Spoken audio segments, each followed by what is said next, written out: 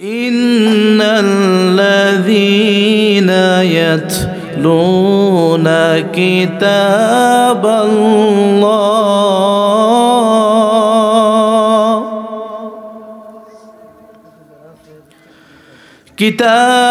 الله وأقاموا الصلاة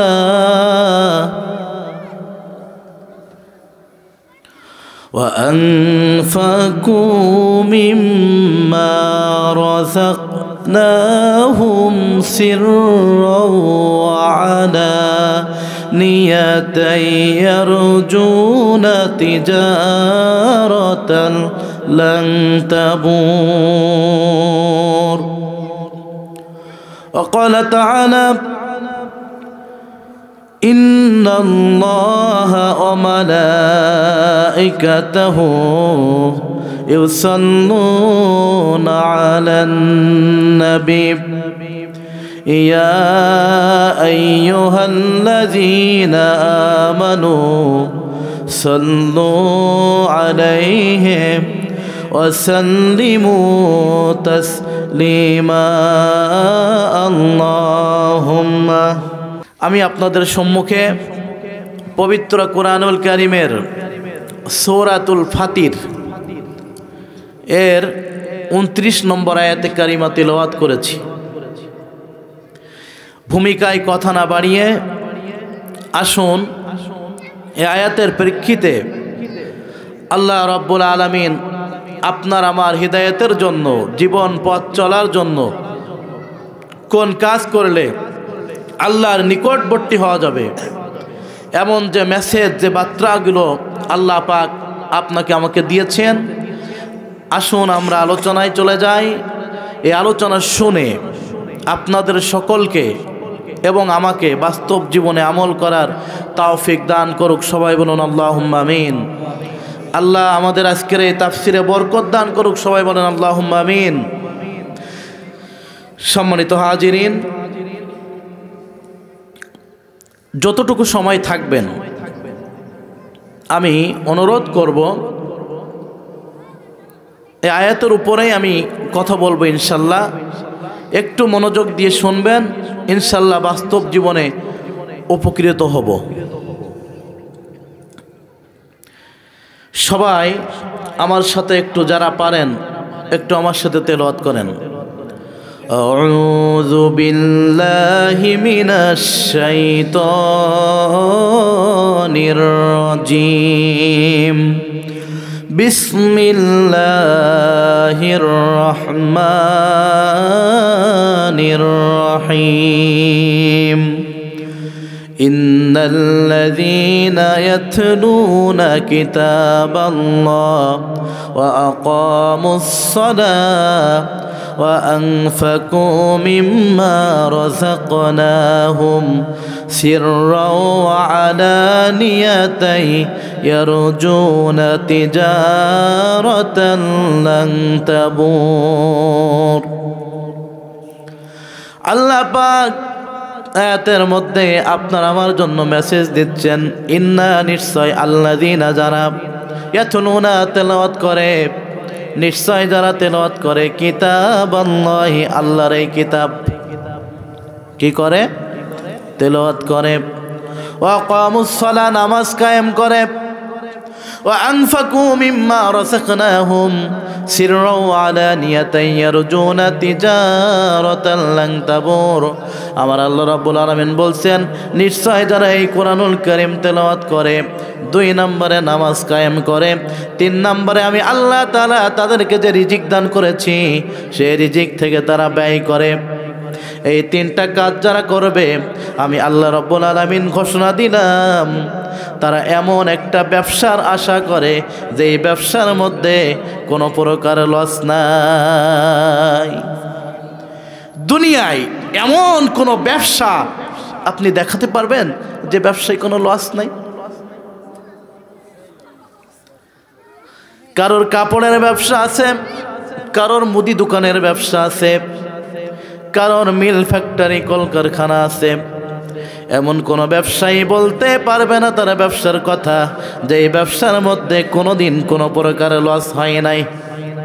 কিন্তু আমার আল্লাহ রাব্বুল আলামিন বলছেন, আমি এমন একটি ব্যবসার কথা তোমাদের বললাম যে এই ব্যবসার মধ্যে কোনোদিন কোনো প্রকার লস হবে না, শুধুই লাভ। এমন ব্যবসা আমরা করতে চাই কি চাই না? বলবেন হুজুর যে ব্যবসায় শুধু লাভ, সে ব্যবসা তো সবাই করবে। এই ব্যবসা করলে কি লাভ? এই ব্যবসা কেন করতে হবে? আমি একটু গভীরে চলে যাই। আল্লাহ রাব্বুল আলামিন বলছেন, ইয়াতলুনা, তেলাওয়াত করে কিতাবাল্লাহি, কোরআনুল কারীম। কোরআনুল কারীম তেলাওয়াত করার দরকার আছে না নাই? সবাই কি পারি? কত মানুষ রয়েছে কপাল পোড়া মুসলমান, বয়সটা 40 বছর হয়ে গেছে, 50 বছর হয়ে গেছে, 60 বছর হয়ে গেছে, বড় বড় ইংরেজি পত্রিকা পড়তে পারে, সকালবেলা প্রথম আলো, ডেলি স্টার, আমার দেশ পড়তে পারে। কিন্তু এই কপাল পোড়া মুসলমানের কাছে যদি জিজ্ঞাসা করেন আপনি কোরআনুল কারীম পড়তে পারেন কিনা, উত্তর আসবে না। এরকম মানুষ আছে না নাই?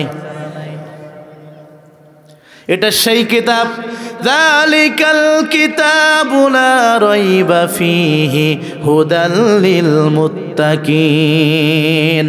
এটা সেই কিতাব যার মধ্যে কোনো সন্দেহ নাই, একটা কথা মিথ্যা নয়, একটা কথা বানোয়াট নয়। এটা গোটা মানব জাতির জন্য হেদায়েত।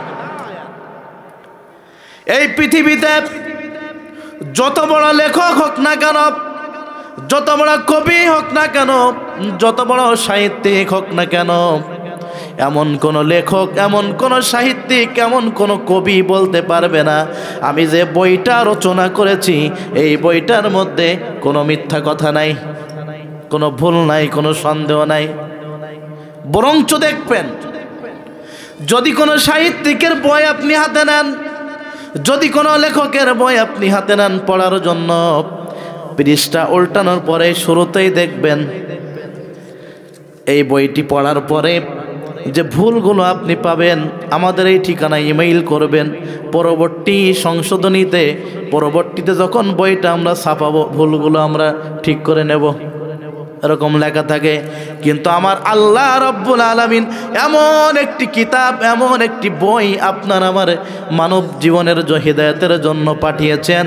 আল্লাহ শুরুতেই চ্যালেঞ্জ ছুড়ে দিয়েছেন, যালিকাল কিতাবু লা রাইবা ফীহি।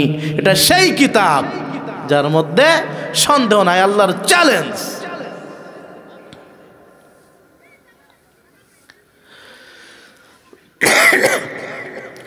এই কুরআনুল কারীমের বাণী যখন বিশ্ব নবী জনাবে মুহাম্মদুর রাসূলুল্লাহ সাল্লাল্লাহু আলাইহি সাল্লাম মক্কার জমিনে দিতে লাগলেন,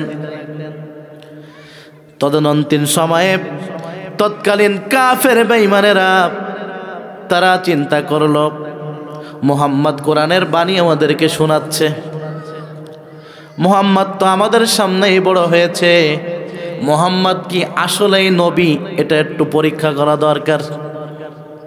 মুহাম্মদ তো আমাদের সামনেই বড় হয়েছে, আপনার আমার সামনে একটা ছোট্ট বাচ্চা ছোট থেকে বড় হলো, হওয়ার পরে সে নিজেকে বিরাট বড় পণ্ডিত দাবি করতেছে, আপনার আমার তো সন্দেহ হতে পারে কিনা?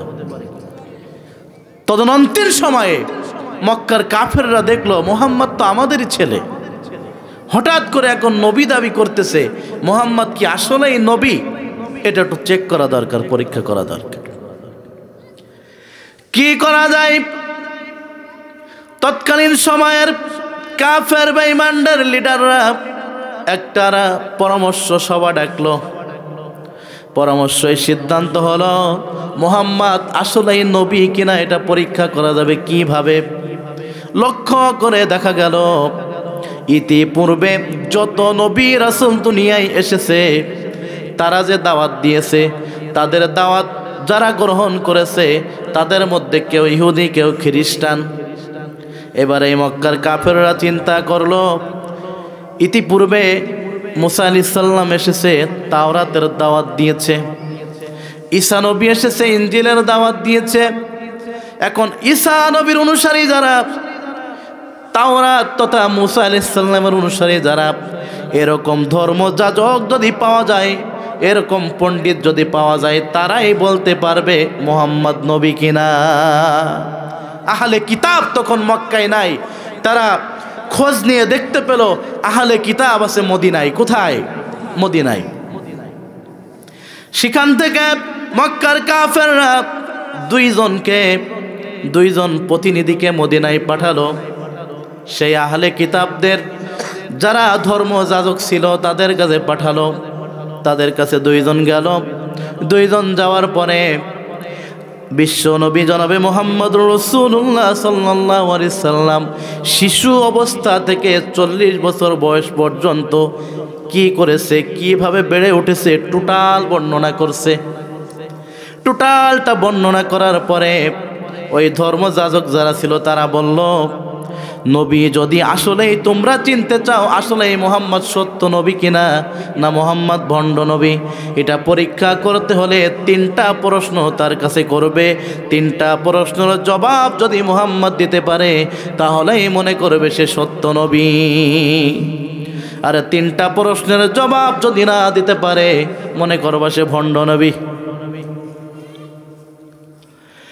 ধর্মযাজকরা বলল, 1 নাম্বার জিজ্ঞাসা করবা সেই সমস্ত যুবকদের কথা যারা ঈমান রক্ষার জন্য নিজের এলাকা ছেড়ে পাহাড়ের গুহায় আশ্রয় নিয়েছিল তাদের কথা, আসহাবে কাহাফ। 2 নাম্বার প্রশ্ন, ওয়ায়াসআলুনাকা আন যিল করনাইন, যুলকারনাইন সম্পর্কে তোমরা জিজ্ঞাসা করবা।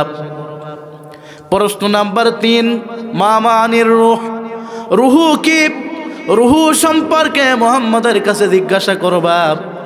এই 3টা প্রশ্নের জবাব যদি সঠিকভাবে মুহাম্মদ দিতে পারে তোমরা যতই মুহাম্মদের বিরোধিতা করো না কেন মুহাম্মদের কোরআনের বাণী প্রচার করা তোমরা বন্ধ করে রাখতে পারবে না।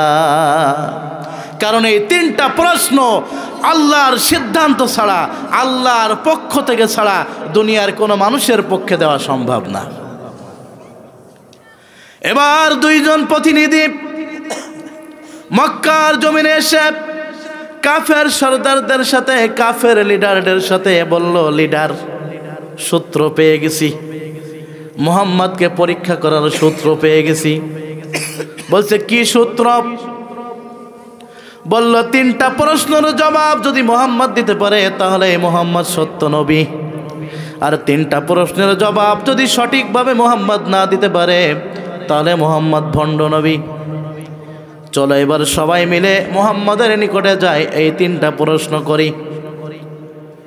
তৎকালীন কাফেরদের লিডাররা বিশ্ব নবী জনাবে মুহাম্মদুর রাসূলুল্লাহ সাল্লাল্লাহু আলাইহি সাল্লামের কাছে গেল, গিয়ে বলে, মুহাম্মদ 3টা বিষয় তোমার কাছে জানতে চাই, যেহেতু তুমি নবী, এই 3টা ব্যাপারে তুমি যদি বলতে পারো তাহলেই আমরা মেনে নেব আসলেই তুমি নবী, আর যদি মেনে না নিতে পারো আমরা তোমাকে আর গ্রহণ করব না। বলে ঠিক আছে, প্রশ্ন করেন। আল্লাহর নবীর কাছে প্রশ্ন করলো, 1 নাম্বার, ওই সমস্ত যুবক যারা ঈমান রক্ষার জন্য পাহাড়ের গুহায় তারা চলে গিয়েছিল, আশ্রয় নিয়েছিল, এদের সম্পর্কে বলো।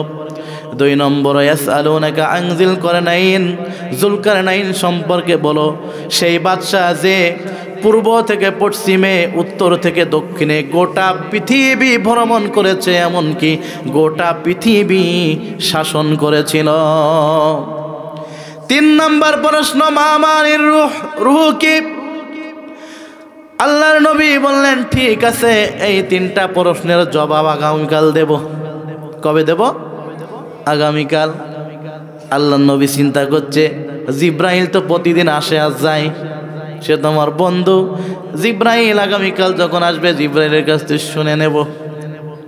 কিন্তু সমস্যা হলো একটা, আল্লাহর নবী যখন বললেন আগামীকাল প্রশ্নের জবাব দিব, ইনশাল্লাহ বলতে আল্লাহর নবী ভুলে গিয়েছেন, ইনশাল্লাহ বলেন নাই। ঠিক আছে, পরের দিন হয়ে গেল, জিব্রাইল আর আসে না। 2য় দিন হয়ে গেল, জিব্রাইল আর আসে না। 3 নম্বর দিন হয়ে গেল, জিব্রাইল আর আসে না। এবার তৎকালীন সময়ে কাফেররা আল্লাহর নবীকে নিয়ে এবার ঠাট্টা বিদ্রুপ করতে লাগলো। মুহাম্মদ ভণ্ড নবী ঠাট্টা করতে লাগলো। কিন্তু আপনার আমার নবীর টেনশন একটাই, হাই হাই যদি জিব্রাইল না আসে, আমি প্রশ্নের জবাব যদি দিতে না পারি, তারা আমাকে ঠাট্টা করবে, বিদ্রুপ করবে, ছোট করবে। এতে আমার কষ্ট না, আমার কষ্ট হলো সেইটা, এরা তো আর হিদায়াতের পথ পাবে না, এরা তো আর জাহান্নামের আগুন থেকে বাঁচতে পারবে না, এরা তো আর জান্নাতি হতে পারবে না। আল্লাহর নবীর পেরেশানি হলো এইটা। আপনি আমি হলে কি করতাম? নিজেই পেরেশানি করতাম, আমি ছোট হয়ে গেছি, আমি সমাজের মধ্যে আর মুখ দেখাবো কি করে। কিন্তু নবী সেই টেনশন করছেন না। নবী চিন্তা করছে, আমি যদি 3টা প্রশ্নের সঠিক জবাব এদেরকে না শোনাতে পারি, এরা তো আর হিদায়াতের পথ পাবে না। আল্লাহর নবী দেখেন উম্মতের জন্য কত চিন্তা করতেন, কত চিন্তা করতেন। আজ দুঃখজনক হলেও সত্য, ফজরের আজান যখন হয়ে যায় শীতের রাত্রিতে, বাবা ওযু করে পাঞ্জাবি টুপি পরে মসজিদে যায় নামাজ আদায় করার জন্য। পাশের ঘরে সন্তান ঘুমায়, সন্তানকে ডাকে না, সন্তানের ঠান্ডা লাগবে। স্ত্রী ঘুমায়, স্ত্রীকেও ফজরের নামাজের জন্য ডাকে না, স্ত্রীর ঠান্ডা লাগবে, কষ্ট হবে। আরে কপাল পড়া মুসলমান, কু আনফুসাকুম ওয়া আহলিকুম নার, তুমি একা একা নিজে নিজে জাহান্নামের আগুন থেকে বাঁচবা হবে না, তোমার আহাল পরিবার সকলকেই নিয়ে তোমাকে জান্নাতের পথে বাড়ি দিতে হবে। কত কষ্ট দেখবেন। ফজরের আজান হয়ে গেছে, ভোর 4টা 4:30টার সময়, কুয়াশা, কঠিন ঠান্ডা। এই ঠান্ডার ভিতরে লোকটা টুপি পাঞ্জাবি পরে ফজরের নামাজ আদায় করার জন্য মসজিদে যায়, কিন্তু নিজের সন্তান পাশের ঘরে ঘুমায়, ছোট বাচ্চা, তাকে আর ফজরের নামাজের জন্য ডাকে না, নিজের স্ত্রীকে ফজরের নামাজের জন্য ডাকে না। কারণ তাদের ঠান্ডা লাগবে, কষ্ট হবে। আমার ছোট বাচ্চা, সে যদি উজুর পানিতে তার ঠান্ডা লেগে যায়, কষ্ট হবে, সর্দি হবে, কাশি হবে, এই টেনশন করে। কিন্তু আরে কপাল পড়া মুসলমান, তোমার সন্তান যখন মারা যাবে, পরকালীন জিন্দেগিতে এই নামাজ আদায় না করার কারণে তোমার সন্তানকে যখন আল্লাহ তাআলা জাহান্নামের আগুনে পোড়াবে, তখন তুমি ওই সন্তানের জন্য কি টেনশন করবা? আজকে সন্তানের ঠান্ডা লাগবে, সেই টেনশন। কিন্তু কালকে জাহান্নামে যাবে সন্তান, কালকে জাহান্নামে হয়ে যাবে স্ত্রী, তখন কি হবে উপায়? এরকম আছে না নাই? আমাদের সমাজে অনেক রয়েছে, অনেক রয়েছে। ডায়াবেটিসের রোগী, ডাক্তার বলেছে প্রতিদিন সকালবেলা হাঁটতে হবে 6টার সময়। ঠিক 6টার সময় ঘুম থেকে উঠে হাঁটতে বের হয়, কিন্তু ফজরের নামাজ পড়তে যায় না। আছে না নাই? আপনি ডাক্তারের কথা মানলেন সামান্য কয়দিন সুস্থ থাকার জন্য, সামান্য কয়দিন দুনিয়ায় বেঁচে থাকার জন্য, আর কাল পরকালীন জিন্দেগিতে সারা জীবন যেখানে আপনাকে থাকতে হবে, সেই জায়গায় ভালো থাকার জন্য ফজরের নামাজ পড়া দরকার, আপনি সেই আমলটা করলেন না। মানুষ নগদে বিশ্বাসী, ঠিক কিনা? এখান থেকে বোঝা যায় আপনার দাড়িতে আপনার মুসলমানিত্ব নাই, আপনার টুপিতে আপনার মুসলমানিত্ব নাই, আপনার ইমানটা মজবুত নয়, আপনার ইমান হলো দুর্বল। আসলেই যদি আল্লাহর প্রতি আপনার ইমান থাকতো, আল্লাহর প্রতি যদি আপনার সঠিকভাবে বিশ্বাস থাকতো, আপনি অবশ্যই ডাক্তারের কথার আগে আল্লাহর বিধানকে, আল্লাহর কথাকে প্রাধান্য দিতেন, ঠিক কিনা? এই জন্য আমি অধিকাংশ মাহফিলে বলি, দাড়ি রাখলেই যদি ইমানদার হওয়া যেত, জান্নাতি মানুষ হওয়া যেত, তাহলে রবীন্দ্রনাথ ঠাকুর 1 নম্বরের জান্নাতি মানুষ হতো। মাথায় টুপি দিলেই যদি জান্নাতি মানুষ হওয়া যেত, তাহলে ভারতের স্বামী বিবেকানন্দ মাথায় টুপিও দিয়েছে, পাগড়িও দিয়েছে, সে 1 নম্বরের জান্নাতি মানুষ হয়ে যেত। অতএব দাড়ি, টুপি, আল্লাহর নবীর সুন্নাহ, এগুলো মাসবি আপনাকে মানতেই হবে, আমল করতে হবে। তবে শুধু দাড়ি রাখলেই আপনি জান্নাতি মানুষ হতে পারবেন না, শুধু মাথায় টুপি দিলেই আপনি জান্নাতি মানুষ হতে পারবেন না।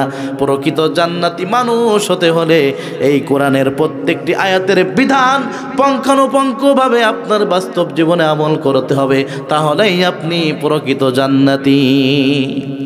কত মানুষ আছে 5 ওয়াক্ত নামাজ আদায় করে, আবার সুদও খায়, আছে না নাই?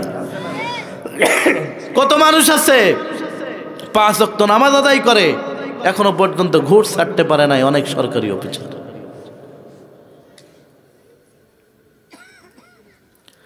সম্মানিত হাজিরিন, তাই যে কথা বলতেছিলাম মনে আছে তো, ওই যে কাফেররা প্রশ্ন করলো আল্লাহ নবীর কাছে, একদিন হয়ে গেল, 2 দিন হয়ে গেল, 3 দিন হয়ে গেল, 3 দিন অতিবাহিত হয়ে গেল, জিব্রাইল আসে না, নবী আমার পেরেশানিতে। এবার 15 দিন পরে জিব্রাইল এসে হাজির। কয়দিন পরে? 15 দিন পরে জিব্রাইল সব প্রশ্নের উত্তর নিয়ে হাজির। আল্লাহ নবী বলছেন, জিব্রাইল এতদিন কেন আসেন নাই? বলে, আপনি তো ইনশাল্লাহ বলেন নাই, আল্লাহর উপরে আপনি ভরসা করেন নাই, এই জন্য আল্লাহ তাআলা আপনাকে শিক্ষা দেওয়ার জন্য কিছুদিন ওহী বন্ধ রেখেছিল। এটা আমাদের জন্য শিক্ষা। আমরা যদি ভবিষ্যতে কোনো কাজ করতে যাই, আপনার কাছে কেউ টাকা পাবে, আপনি বললেন আগামীকাল দেব বা আগামী সপ্তাহে দেব, সাথে ইনশাল্লাহ আল্লাহ চাহে তো আগামীকাল বা আগামী সপ্তাহে দিব, তাহলে কাজটা সহজ হয়ে যাবে। প্রত্যেকের জন্য শিক্ষা। ভবিষ্যতের কোনো কাজ যদি আমি করতে চাই, কাউকে যদি কোনো ওয়াদা দিতে চাই, যদি কোনো কথা দিতে চাই, ইনশাল্লাহ বলার অভ্যাস করার দরকার আছে না নাই? আল্লাহর জিকির, আল্লাহর স্মরণ, ফাযকুরুনি আযকুরকুম। আল্লাহ বলছেন, বান্দা তুমি আমাকে স্মরণ করো, আমিও তোমাকে স্মরণ করব। সার্বক্ষণিক মুমিনের প্রধান গুণাবলী হলো সবসময় আল্লাহর স্মরণ তার মুখে থাকবে। এবার আল্লাহর নবী 3টা প্রশ্নের 1 নাম্বার প্রশ্নের উত্তর দিচ্ছেন। এখান থেকে একটা শিক্ষা আছে, ঈমান কত মজবুত। কারণ ঈমান যদি আমাদের মজবুত হতো, ফজরের নামাজ আমি একা পড়তে যেতাম না, স্ত্রী সন্তানদেরও ডাকতাম।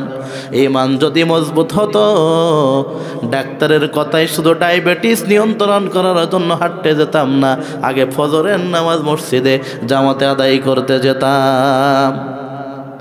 কি কঠিন ঈমান আল্লাহর উপরে! দেখেন,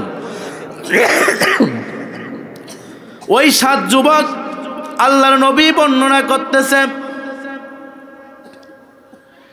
দাকিয়াল ইউনুস একজন জালিম বাদশা, সে গ্রিক দেবদেবীর পূজা করত। তার সমাজে 7 জন যুবক তারা আল্লাহর উপরে ঈমান আনলো, তারা দেবদেবীর পূজা করে না। স্থানীয় লোকজন দেখলো এই যুবকরা আমাদের বাদশা দাকিয়া ইউনুসকে মানে না, গ্রিক দেবদেবীর পূজা করে না। তারা কথাটা বাদশার নিকটে গিয়ে বলে দিল, বাদশা নামদার, আপনার এলাকায় এমন কয়েকজন যুবক আমরা পেয়েছি, টকবগে যুবক, যারা আপনাকে মানে না, অনুসরণ করে না, আপনার গ্রিক দেবদেবীর পূজাও তারা করে না। বাদশা তো রেগে আগুন, এরকম লোক খারাপ, তাদেরকে আমার রাজপ্রাসাদে ধরে নিয়ে আসো। বাদশার দরবারে তাদেরকে নিয়ে যাওয়া হলো। এবার বাদশা তাদেরকে বলল, যুবক, আমি কাউকে সুযোগ দেই না, কিন্তু তোমরা তরুণ যুবক, সম্ভ্রান্ত পরিবারের, তোমাদেরকে আমি আগামী 1 সপ্তাহ সুযোগ দিচ্ছি ভুল শুধরানোর জন্য।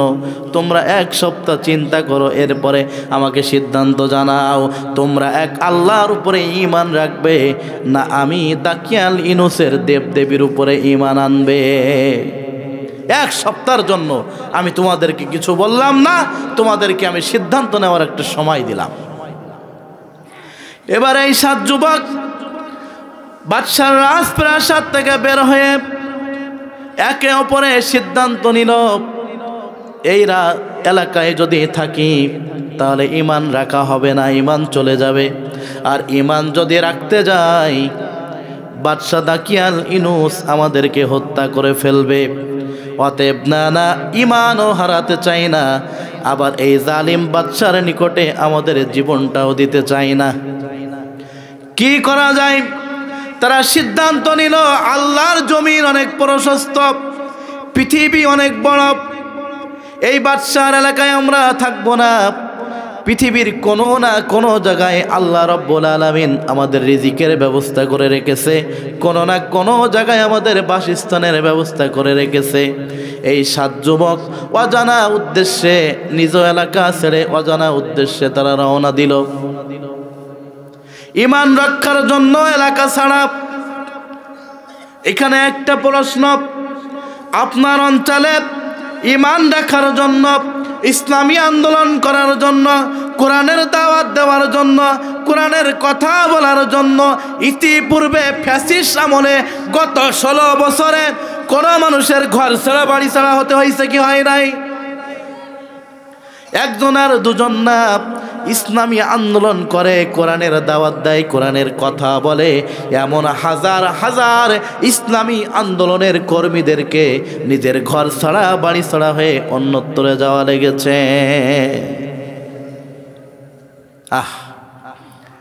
টেনশন করার কারণ নাই, কারণ আপনার এই আমলটা, আপনি যে আপনার এলাকা ছেড়ে গেছেন ইসলামী আন্দোলন করার জন্য, কোরআনের দাওয়াত দেওয়ার জন্য, আপনার এই কাজটা নবীর কাজের সাথে মিলে গিয়েছে।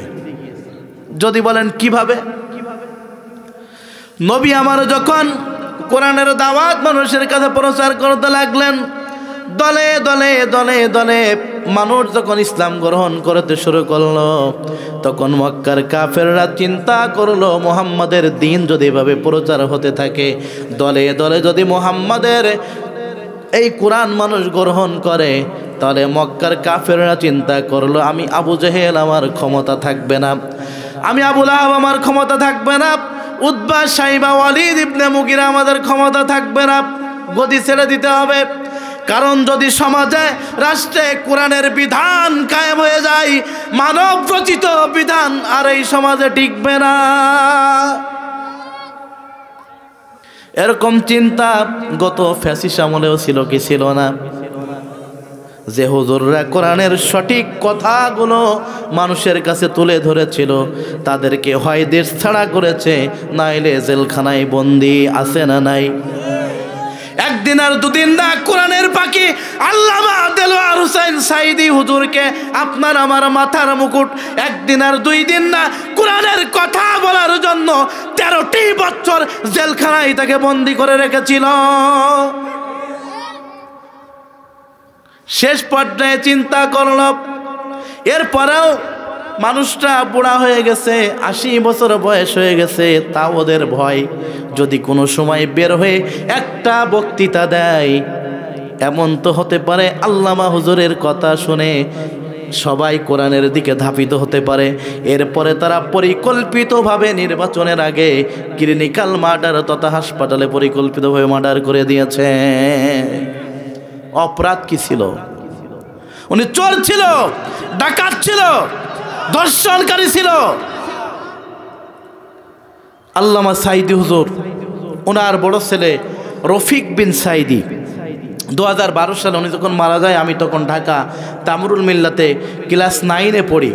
আমি সেই জানাজায় ছিলাম, আল্লাহর আমার সৌভাগ্য, সেই জানাজায় আমি সামনের 2 নম্বর কাতারে উপস্থিত ছিলাম। সেদিন আল্লামা হুজুরের বক্তৃতা তো আপনারা ইউটিউবে শুনেছেন, যে আমার গায়ে 71 সালের কোনো কাদা ধুলাবালি লাগে নাই। আমি সেদিন স্বচক্ষে দেখেছিলাম, সেদিন স্বচক্ষে দেখেছিলাম গোটা মতিঝিল উচ্চ বিদ্যালয় মাঠে মানুষের কান্নার শব্দ, মানুষ হাউমাউ করে শুধু কেঁদেছিল। আহা, সেদিন মানুষের তামান্না এমন ছিল, সাইদি হুজুরকে যদি আজকে আমরা বাড়ি নিয়ে যেতে পারতাম, আজকে যদি এই জালিমের কাষ্ট থেকে আমরা উদ্ধার করতে পারতাম। মানুষের কান্নার রোল আল্লামা সাইদি হুজুর সেদিন মাগরিবের নামাজের ইমামতি করেছিলেন। সেখানে আমরা সবাই ওই রাস্তার উপরে বালুর উপরে নামাজ আদায় করেছিলাম তার পিছনে। সেই দিনের ইতিহাস। এত বড় একজন আলেম দ্বীন, তার অপরাধ একটাই ছিল, কোরআনের বাণীগুলো মানুষের মাঝে প্রচার করা, মানুষকে জাহান্নামের পথ থেকে জান্নাতের পথে আনা। এই জন্য নবীজি, বিশ্ব নবী জনাবে মুহাম্মদ রাসূলুল্লাহ সাল্লাল্লাহু আলাইহি সাল্লাম যখন মানুষকে কোরআনের দাওয়াত দিতে লাগলেন, ভুল পথ থেকে সঠিক পথে নিয়ে আসার জন্য যখন দাওয়াত দিতে লাগলেন, এবার কাফেররা চিন্তা করলো গদি থাকবে না, কি করা যায়? যে কোনোভাবে মুহাম্মদের দ্বীনের প্রচার বন্ধ করতে হবে। কি করা যায়? তারা দারুন নাদওয়ার বৈঠক ডাকলো। তারা সিদ্ধান্ত নিল দারুন নাদওয়ার বৈঠকে মুহাম্মদকে কেউ কেউ বলে বন্দি করো, আবার কেউ কেউ বলে না না দেশ থেকে বের করে দাও। কিন্তু না না, ওই বৈঠকে হঠাৎ করে লক্ষ্য করে দেখা গেল সাদা জুব্বাওয়ালা সাদা পাগড়িওয়ালা একজন সুফি সাধক ওই বৈঠকে সে হাজির। আবু জেহেল বলে, বাবা আপনি কে? বলে, আমাকে চিনবা না, আগে কোনোদিন আমাকে দেখো নাই, আমার নাম হলো ইবলিশ। তোমরা যে সিদ্ধান্ত নিচ্ছ বৈঠক তো সফল হচ্ছে না, আমি বলি বন্দি করারও দরকার নাই, দেশ থেকে বের করে দেওয়ার দরকার নাই, ওর চেয়ে মোহাম্মদকে একেবারে দুনিয়া থেকে বিদায় করে দাও। দারুন নাদওয়া নামক স্থানে সিদ্ধান্ত হলো আপনার আমার নবীকে হত্যা করে ফেলবে। একজন আর দুইজন না, 70 জন নওজোয়ান যুবক আল্লাহর নবীর বাড়িটা ঘেরাও করে ফেলেছে, নবীকে হত্যা করবে গভীর রাত্রিতে। গভীর রাত্রিতে আল্লাহর নবীর গোটা বাড়িটা খোলা তরবারি হাতে নিয়ে 70 জন যুবক তারা ঘিরে রেখেছে, নবীকে হত্যা করবে। ওদিকে আল্লাহ রাব্বুল আলামিন বলেন, যা রে জিবরিল যা, আমার বন্ধু মুহাম্মাদের নিকট চলে যা, আমার বন্ধুকে তাড়াতাড়ি ঘর থেকে মদিনায় হিজরত করতে বল। জিবরিল আমিন আসলেন, আল্লাহর নবীকে বললেন, আল্লাহর নবী আপনি আর বিছানায় ঘুমায়া থাকবেন না, কারণ আর ঘুমিয়ে থাকার সময় নাই। কাফের বেঈমানেরা আপনাকে হত্যা করার জন্য প্রস্তুতি গ্রহণ করেছে, এখনই আপনি তাড়াতাড়ি উঠে মক্কা থেকে মদিনায় হিজরত করেন। আল্লাহর নবী জনাবে মুহাম্মদুর রাসূলুল্লাহ সাল্লাল্লাহু আলাইহি সাল্লাম হাতের মধ্যে কিছু ধুলাবালি নিলেন আর জবান দিয়ে সূরা ইয়াসিন তেলাওয়াত করতে লাগলেন। সূরা ইয়াসিন তেলাওয়াত করতে করতে ধুলাবালিগুলো চতুর্দিকে ছিটিয়ে দিলেন। ধুলাবালিগুলো আল্লাহর কুদরতে কাফের বেঈমানদের চোখের মধ্যে প্রবেশ করলো। তারা চোখ ডলতেছে, চোখে আর দেখতে পায় না। এই সুযোগে আল্লাহর নবী গৃহ থেকে বের হলেন। বের হয়ে হযরত আবু বকরকে সঙ্গে নিয়ে একদিন আর দুদিন না, পাহাড়ি রাস্তা, মরুভূমির রাস্তা, উটের পিঠে একবার আবু বকর চড়ে, আল্লাহর নবী উটের রশি ধরে টানে, একবার আল্লাহর নবী উটের পিঠে চড়ে, আবু বকর রশি ধরে টানে। এইভাবে টানা 14 দিন পায়ে হেঁটে ভ্রমণ করার পরে নবী আমার মক্কা থেকে মদিনায় পৌঁছালেন। এই ঘটনা বলার উদ্দেশ্য হলো, আমার নবী যে মক্কা থেকে মদিনায় এভাবে পালিয়ে চলে গেলেন, গভীর রাত্রিতে হিজরত করলেন, অপরাধ কি ছিল? একটাই অপরাধ, কোরআনের দাওয়াত দেওয়া, ঠিক কিনা?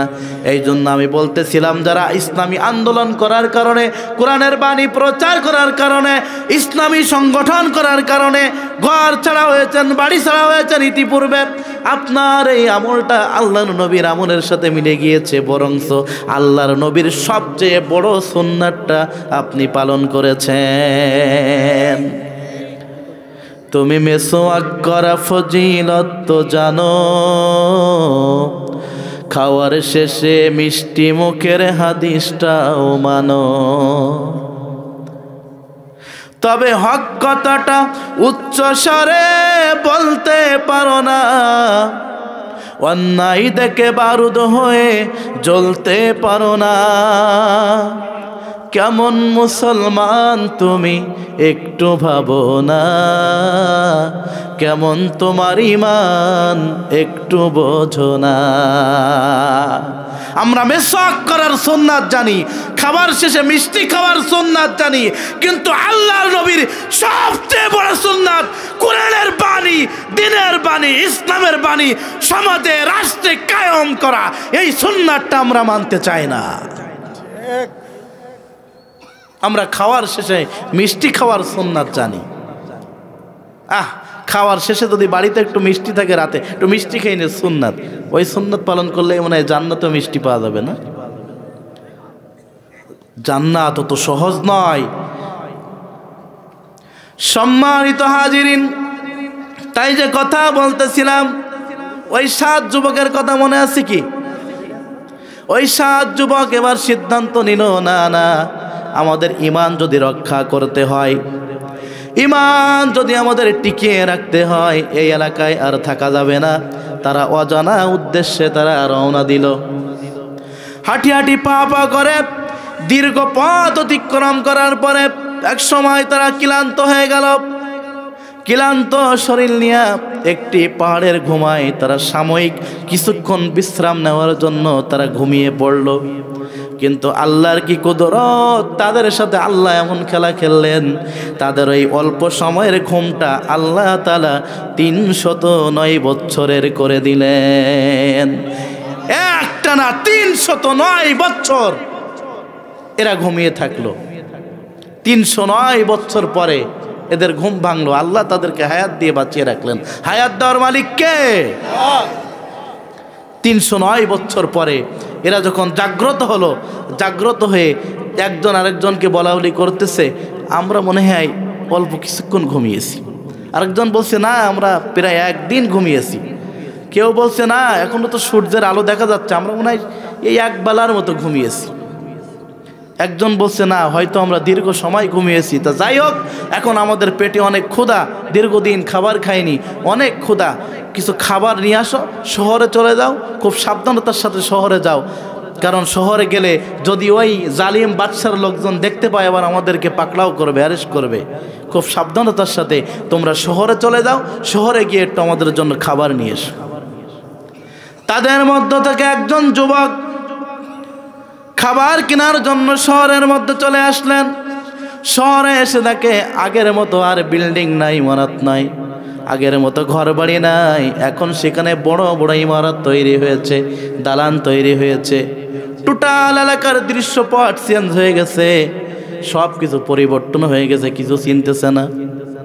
লোকটা শহরে এসে খাবার কেনার জন্য যখন খাবার কিনলেন, খাবার কেনার পরে 309 বছর আগের সেই রৌপ্য মুদ্রা ওই দোকানিকে দিলেন, খাবারের দোকানদারকে।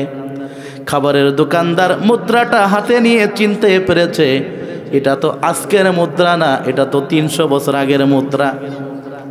দোকানি মনে করলে মনে হয় কোনো গুপ্তধন পাইছে, নাহলে এই মুদ্রার কাছে আসবে কেন? দোকানি চিৎকার করে গোটা বাজারের লোকদেরকে একত্রিত করলো, এই লোকটা দেখো মনে হয় গুপ্তধন পাইছে। গোটা বাজারের লোক একত্রিত হওয়ার পরে তারা তার কাছে সকল ঘটনা শুনলো।